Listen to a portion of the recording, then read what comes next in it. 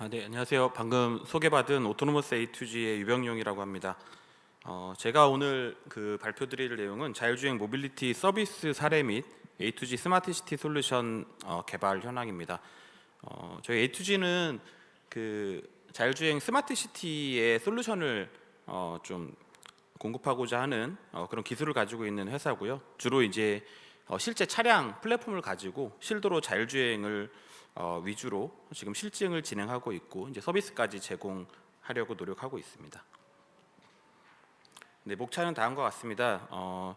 저희가 실제 도로를 주행하면서 어떤 데이터를 수집을 하고 이 데이터들을 어떻게 저희가 활용하는지 이런 수집 환경과 그리고 저희가 궁극적으로 지향하는 것은 레벨 4 이상의 완전 자율주행 서비스인데요.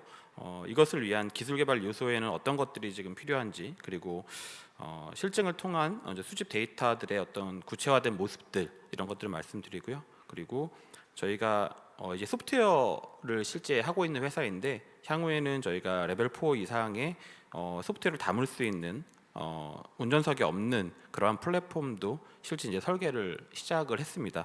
그래서 그러한 플랫폼의 구축 현황 그리고 결론을 내도록 하겠습니다.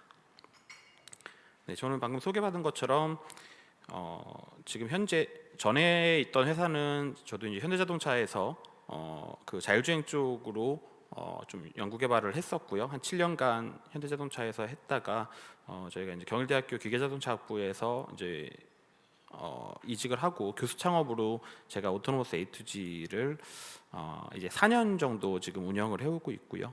예, 그래서 저희 오른쪽 아래 사진이 저희 지난 7월에 4년 4주년 기념 통합 워크숍을 갔던 사진인데 지금 현재 인원은 한 100명 조금 넘는 수준으로 있습니다.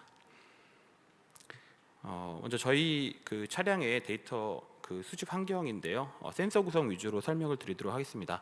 현재 저희는 자율주행 실도로 자율주행을 위해서 기존 양산된 차량 위주로 뭐 그게 전기차든 아니면 내연기관이든 상관없이 그 차량을 자율주행차로 일단 개조를 해가지고 진행을 하고 있습니다. 저희가 이제 센서 킷이라고 하면은 저희는 이제 주로 차량의 범퍼와 사이드미러 쪽에 라이다 센서를 장착해서 지금 데이터를 수집하고 자율주행을 하고 있고요. 그 라이다는 지금 32채널짜리 라이다 2개를 사이드미러 쪽에 장착을 하고요. 16채널 라이다를 앞뒤 범퍼에 장착해서 전체 4개의 라이다 센서를 사용하고 있습니다. 그래서 뭐 글로벌적으로 보면은 라이다 센서를 사용하는 회사 중에서는 조금 저가의 라이다 센서를 사용한다고 보시면 될 것 같고요. 그리고 카메라는 저희가 전체 5개의 카메라를 활용하고 있습니다. 그래서 저희가 자체적으로 그 소프트웨어를 개발한 A2G 비전 센서를 전방하고 그리고 측방 사이드 미러에 브라켓을 같이 장착해서 라이다 센서 위에 전측방과 측후방을 감지할 수 있는 카메라를 이렇게 장착해서 전체 5개의 카메라로 이루어져 있습니다. 그리고 여기는 나와 있지 않은데 저희가 이제 레이더 같은 경우에는 현재 SCC 레이더 한 대, 범퍼에 지금 매립되어 있는 양산형 SCC 레이더 한 대 정도를 활용하고 있습니다. 그리고 저희는 실제 도로에서 이제 실도로에서 뭐 자율주행을 하고 있기 때문에 가장 핵심되는 기술은 어떻게 보면 이제 로컬라이제이션 기술입니다. 그 지도 위에서 내 차량의 위치를 얼마나 정확하게 위치와 헤딩을 추적할 수 있느냐. 그게 이제 저희 어떻게 보면 핵심 기술이라고 볼 수 있고요. 그것은 이제 저희가 GPS로 뭐 아무리 RTK 기술이 지금 고도화되었다고 해도 GPS만으로 내 차량의 로컬라이제이션을 실도로를 주행할 수 있을 정도로는 불가능하다라는 저희가 결론을 일찌감치 내리고 저희는 이제 정밀지도와 센서 융합으로 그 로컬라이제이션을 실시간으로 수행하면서 센티미터 단위의 정확도를 가지고 로컬라이제이션을 수행하고 있습니다. 그래서 저희가 굉장히 다양한 차종으로 대한민국 주요 도시에서 자율주행 시험을 하고 있고요. 현재까지 뭐 9월 초까지 누적 주행 거리는 한 22만 킬로미터 정도 되고 있습니다. 이제 이 정도라고 하면은 저희가 뭐 캘리포니아 DMV 리포트를 비교해서 봤을 때 저희가 뭐 실리콘밸리에 있는 자율주행 기업들이랑 비교해 봤을 때 누적 주행 거리에서 전 세계 5위 정도 되는 그런 수치라고 보시면 될 것 같고요. 그리고 이제 굉장히 그 다양한 환경에서, 다양한 지역에서, 다양한 차종으로 지금 자율주행을 하고 있고, 뭐 대한민국에서도 지금 강원도 쪽이랑 제주도 쪽을 제외하고는 대부분의 지역에서 지금 실증을 진행하고 있고, 그 두 지역도 아마 조만간 진출할 것 같습니다. 그리고 저희가 이제 차종을 가리지 않고 저희 센서 킷을 동일한 그 센서 킷으로 다양한 차종들의 개조를 해서 자율주행을 하고 있고요. 뭐 초소형 전기차부터 뭐 버스, 그리고 내연기관 차량, 하이브리드 차량, 특장 차량까지 굉장히 많은 차량들을 하고 있고, 광주 지역에서는 국내 최초로 이제 운전석에 사람이 타지 않아도 되는 무인 수거차 실증을 진행하고 있습니다. 저희가 자율주행 차량 플랫폼은 지금 한 25대 정도 지금 보유하고 있고요. 그래서 20대 이상으로 전국에서 오늘도 매일 실도로에서 이제 실증을 진행하고 있습니다. 저희가 이제 처음에는 소프트웨어 개발자하고 테스트 드라이버를 일원화해서 이제 코딩을 하다가 필요하면은 자율차를 타고 테스트를 해보고 다시 또 돌아와서 그 데이터를 가지고 수정을 하고 이런 식으로 이제 운영을 했었는데, 아무래도 이제 차량이 많아지고 지역이 많아지다 보니까 그렇게 해서는 저희가 감당을 할 수가 없더라고요. 그래서 현재는 소프트웨어 개발자하고 저희가 이제 크루라고 부르는 테스트 드라이버를 독립 운영을 하고 있습니다. 그래서 소프트웨어 개발자는 그 크루들이 주행해서 분석한 그 자율주행 데이터들을 보고 그 소프트웨어 개발에만 몰두를 하고 있고, 그리고 크루들은 그 해당 차량에 대해서 그 지역에서 계속해서 얻어지는 데이터들에 대해서 분석하고, 만약에 어떤 상황에서 개입이 있었다고 하면 그 개입에 대한 원인과 이런 것들을 분석해서 소프트웨어 개발자들에게 피드백해주는 이제 그러한 구조로 저희가 이루어져 있습니다. 저희 자율주행 차량에서 이제 저희가 제공하는 데이터들은 다양한 데이터들이 있는데요. 그것들을 이제 목차를 나눠 가지고 간단하게 분류해 본 내용인데요. 저희는 이제 원시 데이터와 가공 데이터 두 가지로 이제 나눌 수 있습니다. 그래서 원시 데이터는 센서를 저희가 이제 가공하지 않은 그 날것의 로 데이터라고 보시면 되고요. 센서의 상태와 그리고 차량의 어떤 내부 캔 데이터나, 그리고 뭐 레이더, 라이다, GPS, 그리고 카메라 데이터들의 로 데이터를 이제 제공이 가능하다고 보시면 되고요. 가공 데이터 같은 경우에는 자율주행 차량이 이제 실도로 주행을 하려면 인지 판단 제어를 정확하게 해야 되기 때문에 그런 인지 측에서 나온 소스들, 그리고 뭐 판단에서 나온 정보들, 그리고 제어에서 나온 뭐 요구 조향각이나 가속도, 그리고 뭐 판단에서 타겟 오브젝트를 어떻게 잡았는지, 그리고 주행 경로를 어떻게 생성했는지, 현재 뭐 신호등 정보는 어떻게 판단했는지, 이런 것들에 대한 정보들을 저희가 이제 그 샘플링 타임마다 동기화 해가지고 저희가 다 저장해서 필요한 곳에 또 제공을 하고 있습니다.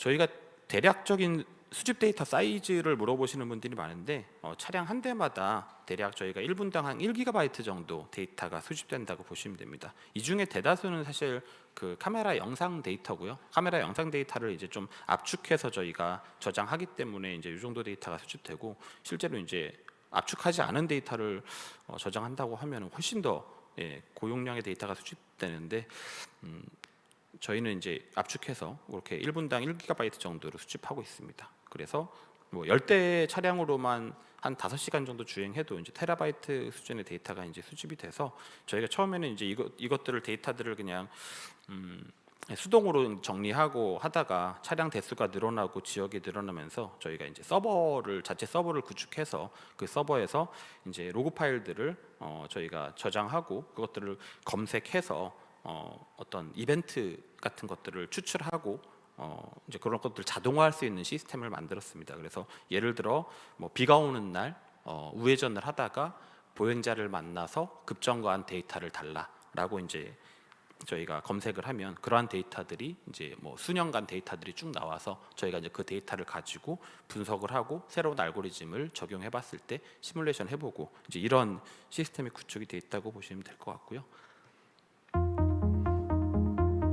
이거는 이제 저희가 주로 이제 세종이랑 대구 쪽에서 가장 많은 차량을 가지고 실증을 하고 있는데, 근데 그 실증하는 장면들을 몇 가지 좀 가져온 것들입니다. 그래서 뭐 이런 식으로 통제되지 않은 이런 실제 이제 도로 상황에서 자율주행차가 이제 주변 환경들을 판단하고 스스로 이제 뭐 우회전 합류, 뭐 좌회전, 차선 변경, 그리고 뭐 정차까지 모든 것들을 이제 알아서 판단을 해서 주행하는 내용이고요. 그리고 이제 저희가 현재는 지금 인프라 정보를 받지 않고 차량에 있는 인비클 센서만으로 이런 신호등 같은 것도 카메라 센서로 인지해서 그렇게 주행을 하고 있습니다. 그래서 야간에도 이제 주간이랑 굉장히 이제 다른 환경이기 때문에 특히 신호등 인지 같은 경우에 좀 블러 현상도 많고, 그래서 이제 야간에도 테스트를 계속 진행하고 있고요.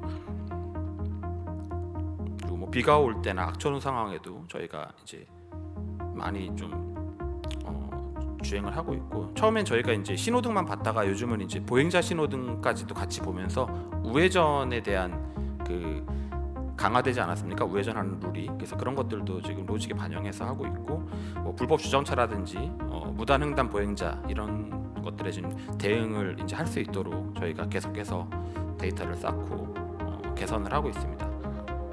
저희가 이제 전국에 있는 그 뭐 수많은 차량과 실증 지역이 있지만 모두 다 이제 같은 원소스로 저희가 구성이 되어 있고요. 즉 뭐 세종에서 저희가 새로운 구조를 봤다. 뭐 예를 들어 세종에서 그 회전교차로가 새로 생겼다. 그럼 이제 이 차량이 세종에서 회전교차로를 대하는 방법을 배우면 이제 다른 지역에서도 회전교차로가 나와도 충분히 이제 대응할 수 있는 그런 능력을 가지게 된다고 보시면 됩니다. 시간이 많지 않기 때문에 중간에 좀 넘어가도록 하겠습니다. 그 이제 저희가 레벨 얘기를 많이 하는데 저희가 이제 레벨 4 이상이라고 하면 자율주행인지 레벨 4와 레벨 5까지를 얘기합니다. 근데 이제 그럼 현재 수준은 얼마고 언제 레벨 4와 5까지 도달할 수 있으며 그때가 되면 어떤 게 달라지느냐라고 했을 때, 현재 이제 시장에 나와 있는 ADAS 기능은 대부분 이제 레벨 2라고 보시면 되고요. 물론 올해 이제 벤츠에서 처음으로 레벨 3 기능이 이제 출시가 됐는데 아직까지 뭐 옵션 채택률이 1%도 되지 않아서 뭐전 세계에서 뭐 수백 명 정도만 레벨 3 기능을 지금 활용을 하고 있다, 이렇게 이제 보시면 될 것 같고, 올해 말에 이제 그 현대차에서 G90의 레벨 3 기능이 이제 나온다고 합니다. 레벨 3는 레벨 2와 이제 명확하게 다른 것은 세컨더리 태스크를 할 수 있다는 점입니다. 그러니까 레벨 2는 어쨌든 운전을 보조해 주는 수단인 거고, 레벨 3부터 어떻게 보면 그 도메인 안에서는, 운행하는 도메인 안에서는 시스템이 이제 주체가 되는 것이죠. 그래서 운전자가 뭐 게임을 한다든지 뭐 카카오톡을 한다든지 문자를 보낸다든지 이러한 이제 세컨 잡을 해도 문제가 없게 설계가 되어 있는 게 이제 레벨 3고요. 레벨 2까지는 이제 항상 전방 주시 의무가 있고 모든 것은 운전자의 책임에 달려 있는데, 레벨 3에서는 이제 좀 그것들이 조금 더 시스템적으로 간다고 보시면 될 것 같습니다. 하지만 레벨 3에서도 비상 상황, 뭐 센서가 고장났다든지 아니면 굉장히 위급한 상황에서는, 그리고 뭐 자율주행 차량이 뭐 앞 전방 상황을 이해하지 못한다거나 이런 상황에 운전자에게 요청을 그 탑승자에게 요청을 하면 탑승자가 이제 테이크오버 리퀘스트를 받아서 이제 실제로 자기가 그 태스크를 수행해야 되는 이제 그런 문제점들이 있습니다. 그래서 아직까지 레벨 3는 시장에 나온다고 해도 굉장히 불안전한 요소가 많은 레벨이라고 보여지고요. 레벨 4부터는 사실 그 운행 영역 안에서는 운전자가 대응할 필요가 없습니다. 거기서는 운전자가 뭐 잠을 자도 되고 뭐 완전히 다른 일을 해도 되고 운전자가 실제로 이제 없어도 되는 그런 게 이제 레벨 4부터라고 보시면 되고요. 그래서 레벨 4에서는 비상 상황에서도 시스템이 모든 것들을 알아서 해야 되는 이제 그러한 어려운 기술적인 난제가 있다고 보시면 될 것 같습니다. 네, 그래서 이거는 이제 SA 기준에서 레벨 3, 4, 5를 이렇게 나누는 건데, 레벨 3, 4를 나누는 기준은 명확하게 그 드라이버 폴백 시에 드라이버가 하느냐 아니면 시스템이 하느냐라고 이제 나뉘어져 있고요. 네, 그리고 레벨 4, 5는 그 운행하는 영역이 도메인이 스페시픽하냐 아니면 언리미티드 도메인이냐 라고 이제, 그래서 레벨 5는 뭐 정말 운행 가능 제약 영역이 없는 거죠. 네, 그래서 저희도 개발하는 기술자 중에서도 이제 레벨 5는 오지 않을 것 같다라고 생각하는 분들이 이제 좀 많은 상황입니다. 그래서 전방의 주행 상황을 이해하고 인간과 같은 이제 판단이 좀 필요한 것이 레벨 4 이상으로 가기 위한 기술 개발 요소라고 보여지고요. 저희가 이제 실도로 자율주행 테스트를 하면서 다양한 이제 디스인게이지먼트라고 해서 결국 그 크루가 이제 개입하는 제어권을 가지고 가는 상황들이 발생을 하는데 이제 굉장히 뭐 너무 가까이서 커딩을 한다던가 아니면 갑자기 뭐 무단 횡단 보행자를 너무 가까이서 만난다든지 뭐 이제 이런 경우에 안전의 위협을 이제 느껴서 이제 개입을 하는 경우들도 많이 있고요. 뭐 기상 상황이 너무 악화된다든지 이런 경우에도 개입을 할 수 있고 뭐 시스템이 갑자기 고장 나는 경우도 있고 굉장히 많은 경우의 수가 발생을 합니다. 그 중에서 이제 굉장히 어려운 점은 사실 뭐 여기 그림에 나와 있는 것처럼 뭐 배달 오토바이라든지 킥보드 같이 이제 예측하기 어려운 그 어떤 행동을 좀 기계가 예측한 대로 하지 않는 그러한 뭐 아니면은 룰을 어긴다든지 뭐 저희가 그 회전교차로 같은 곳에서 그 안에서 돌고 있는 차량이 우선인데 이제 그런 것들을 무시하고 그냥 그대로 먼저 들어와 버린다든지 이런 경우에 이제 굉장히 좀 자율주행차가 대응하기 어려운 그런 것들이 있습니다. 그리고 뭐 여기 있는 것처럼 비닐봉지가 날아다니고 있다라고 했을 때 사람은 이제 그 비닐봉지를 보고 아 이게 비닐봉지구나. 그래서 내가 자율주행차가 그냥 부딪혀도 문제 없겠구나라고 생각을 할 수 있지만 기계 같은 경우에 이제 이걸 보고 학습이 만약에 돼 있지 않다면 이상한 물체가 굉장히 예측하지 못한 뭐 헤딩과 어떤 속도와 위치를 가지고 막 움직이니까 이런 것들을 보고 이제 급정지를 할 수밖에 없고요. 또 라이다를 쓰지 않고 뭐 영상만 쓴다면은 이런 것들을 보고 그냥 해야 되는 물체가 있음에도 불구하고 그냥 들이받을 수도 있고요. 이제 이런 어려운 점이 있습니다. 그리고 뭐 또 여러 가지 이제 어떤 정적인 상황, 아까는 동적인 상황을 말씀드린 거고 정적인 상황에서 보면 뭐 예를 들어 불법 주정차가 있는데 그 주정차가 실제로 왼쪽 첫 번째 사진 보면 차가 고장이 났던지 사고가 나서 사람들이 내려서 이제 있는 상황인데 이제 자율주행 차량은 이게 시동이 꺼져 있는지 아니면 신호 때문에 대기하고 있는 차량인지 뭐 이런 것들을 판단하기 이제 굉장히 어려운 것이죠. 그리고 오른쪽 위에 있는 그림처럼 불법 주정차들이 양쪽으로 돼 있어서 중앙선을 침범하지 않으면 주행하기 어려운 상황이라든지 이런 경우에 자율주행 차량은 중앙선을 넘어가면 안 되기 때문에 이제 이런 곳에서는 주행할 수가 없는 상황인 경우도 이면도로가 특히 많죠. 근데 이제 그러면 이런 경우에 뭐 중앙선 넘어가는 것을 허락하면 되지 않느냐? 허용했을 때 그럼 자율주행 차량이 일반적인 도로에서 갑자기 중앙선을 추월해서 가게 될 경우도 발생할 수 있다는 것이죠. 그리고 뭐 공사 중 상황이 너무 그 구조가 너무 바뀌어서 주행하기 어려운 경우도 있고 수신호 같은 걸 이해해서 가는 것도 굉장히 어려운 상황이 될 수 있습니다. 물론 이제 경찰의 수신호를 이해하는 것 자체가 그리 어려운 일은 아니지만 이 사람이 경찰이 아니라 뭐 술 취한 행인이었다라고 하면 그런 사람의 손짓에 자율주행차가 이제 반응을 한다면 또 굉장히 사고로 이어지기 쉽겠죠. 이런 것들이 굉장히 어려운 상황이 됩니다. 그리고 이제 자율주행 차량이 결국에는 한 대가 아니라 굉장히 많은 차량들이 어떤 지역에서 돌아다닌다고 생각을 해보면 실제로 이제 미국과 중국에서는 수백 대의 차량이 운전자 없이 지금 사람들을 실어 나르고 있습니다. 서비스가 실제로 이루어지고 있고요. 그런 경우에는 실제 이제 모니터링과 관제 시스템이 이제 필수적으로 필요합니다. 그래서 그 차량들이 상태가 어떤지 그리고 그 안에 탑승한 고객들의 뭐 상태는 어떤지 뭐 갑자기 이제 굉장히 실제로 예를 보면은 그렇게 운전석에 아무도 없는 차량을 탔다가 너무 무서워서 내려달라고 하시는 분도 계시고요. 그리고 그 차량이 에러가 나서 실제로 뭐 어디 그 갓길 같은데 서 있다가 이제 사람이 이제 실제로 그 내려서 오도 가도 못하는 상태가 되는 경우도 있고 이제 그런 것 때문에 사실 계속적인 모니터링과 어떤 페일세이프 개념으로 관제가 이제 필요할 수 있습니다. 그리고 이제 실제로 구글 웨이모 같은 경우에는 차량이 이제 자율주행 차량이 운전자가 없다 보니까 판단의 교착 상태에 빠지는 경우가 많습니다. 그래서 사람만 타고 있고 운전자는 없는데 그 차량이 이제 어떤 상황에서 그냥 혼자 서 있는 거죠.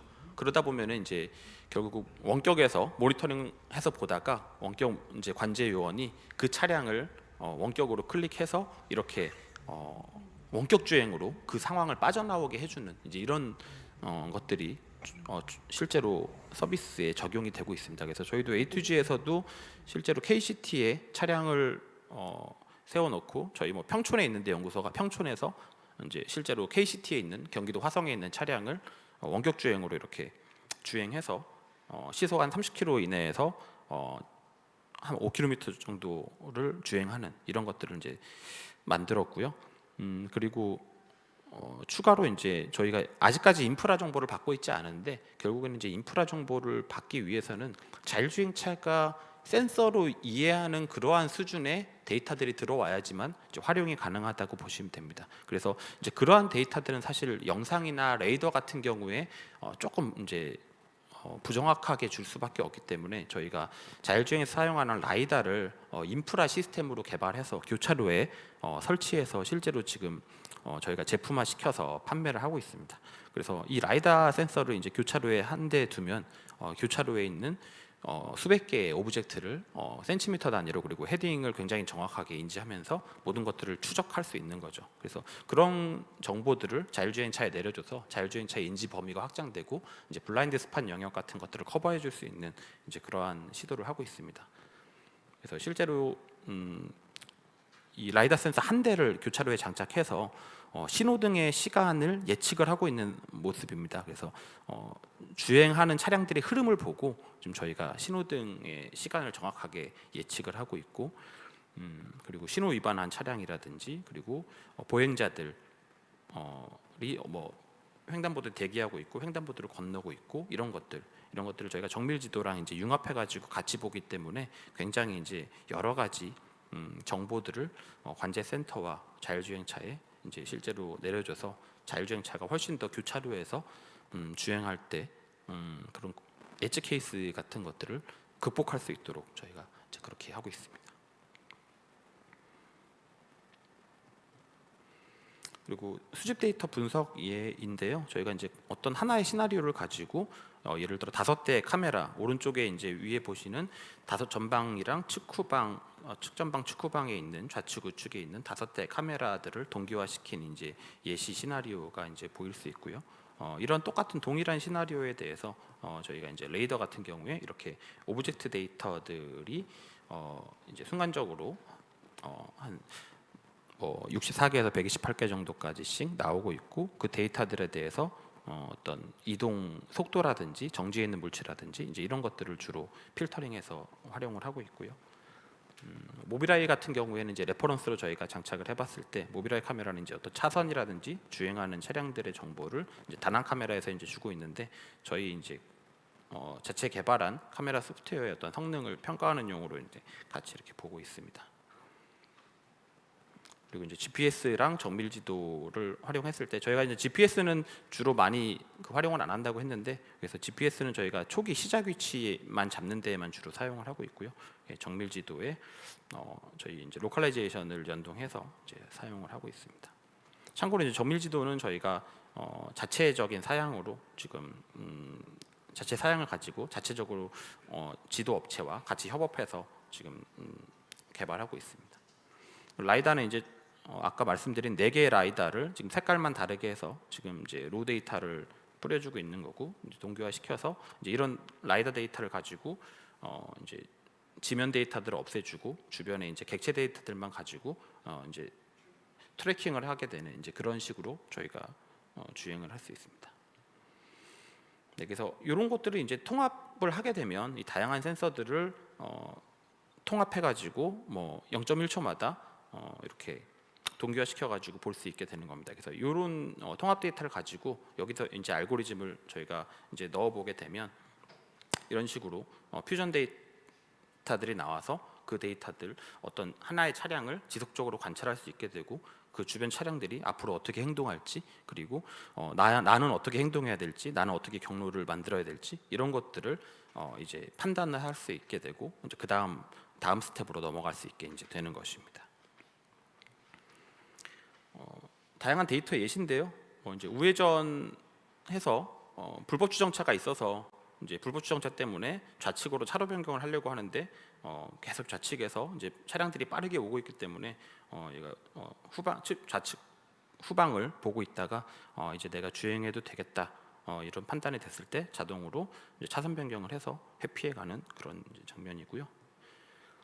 그리고 비보호 좌회전 신호를 기다리고 있는데, 그래서 이제 비보 좌회전을 해도 되는 신호가 됐는데 전방에서 이제 빠르게 오는 이런 차량들을 다 보내고서 이제 자율주행 차량이 비보 좌회전으로 들어가고 있는 모습입니다. 그리고 이제 횡단보도에서 이제 보행자를 만나는 이제 그런 예시고요. 예, 그 횡단보도 같은 경우에 정밀지도에 이제 담고 있기 때문에 거기서는 이제 보행자 사람이 왔을 때 훨씬 더 이제 좀 보수적으로 그렇게 이제 제어를 하고 있습니다. 그리고 횡단보도에서 이제 이륜차 등을 만났을 때 이제 이륜차 같은 경우에 굉장히 아까 말씀드린 것처럼 주로 룰을 좀 안 지키고 아니면 갑자기 튀어나오는 이런 경우가 많아서 굉장히 이제 여러 가지 좀 자율주행이 어려운 점이 되고 있고요. 아까 말씀드린 회전교차로 같은 경우에도 지금 현재 주행하고 있는 차량이 빠져나갔을 때 내 순서를 지켜서 이제 주행을 하고 있는 모습 볼 수 있습니다. 세종시가 특별히 이제 전국에서 회전교차로가 가장 많은 지역이라고 보면 될 것 같습니다.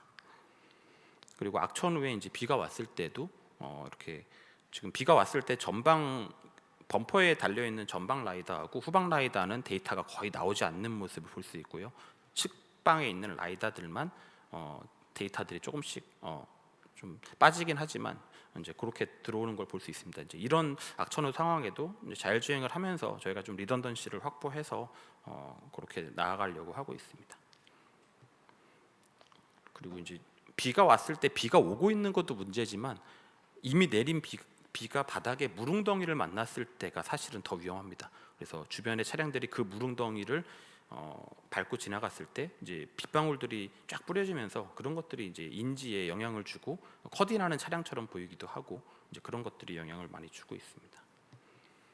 그리고 이제 폭설 상황에도 이제 저희가 데이터를 좀 취득을 하고 있고요. 이제 폭설은 이제 사실은 아직까지는 자율주행에 있어서 그리 쉽지 않은 상황이긴 합니다. 그래서 이런 수집 데이터들을 어떻게 활용할 것이냐, 뭐 인공지능 학습 데이터에도 활용할 수 있겠지만 다양한 뭐 지자체마다 뭐 우리는 이런 데이터가 필요해, 그리고 어디서는 또 이런 좀 사고가 날 뻔한 상황 데이터들, 크루가 개입한 데이터들을 좀 달라, 이런 경우도 있으시고요. 좀 다양하게 활용처에 따라서 좀 자율주행에서 그 나온 그런 수집 데이터들을 좀 원하시는 것들이 지금 많이 발생하고 있습니다. 저희 이제 플랫폼 구축 현황에 대해서 말씀드리면 저희가 이제 소프트웨어를 그 개조 차량, 양산 개조 차량에만 적용하다 보니까 여러 가지 이제 한계점이 있어서 저희가 이제 운전석 없는 그런 셔틀이랑 배송 차량을 그럼 직접 좀 힘들겠지만 직접 좀 개발해봐서 우리가 스마트 시티에 그런 차량들을 좀 제공을 하자라고 이제 좀 판단을 해서 저희가 올해 초부터 여러 기업들이랑 같이 연계해가지고 두 가지 프로젝트를 시작을 했고요. 그래서 첫 번째는 저희가 MS라고 불리는 이제 셔틀 플랫폼이고 저희가 이제 12인승 정도로 보고 있고 요 같은 경우에 이제 최고 속도가 둘 다 한 50에서 60km 정도로 보고 있습니다. 그래서 스마트 시티 내에서 제한된 지역에서 좀 버스 마을 버스 용도로 그렇게 이제 활용할 수 있도록 보고 있고, 두 번째로는 이제 그 좀 스몰 딜리버리에 특화된 사람이 타지 않고 배송만 하는 그러한 이제 SD라는 좀 초소형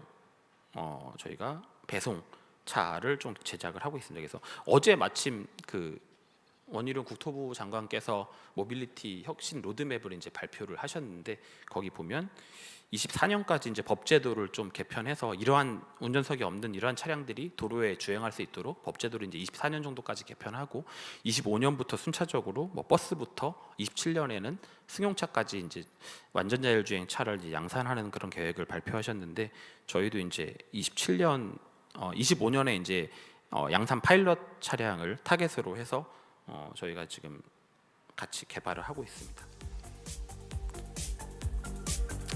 앞으로 다가올 스마트 시티에서 우리에겐 어떤 일이 일어날까요?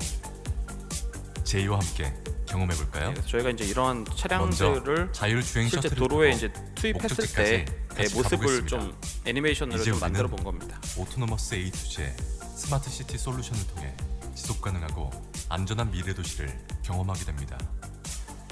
라이다 인프라 시스템은 교차로 및 교통 혼잡 지역에 설치하여 차량, 보행자, 신호등 정보 등을 실시간으로 인지한 데이터를 정밀 지도와 결합한 차세대 교통 서비스를 제공합니다.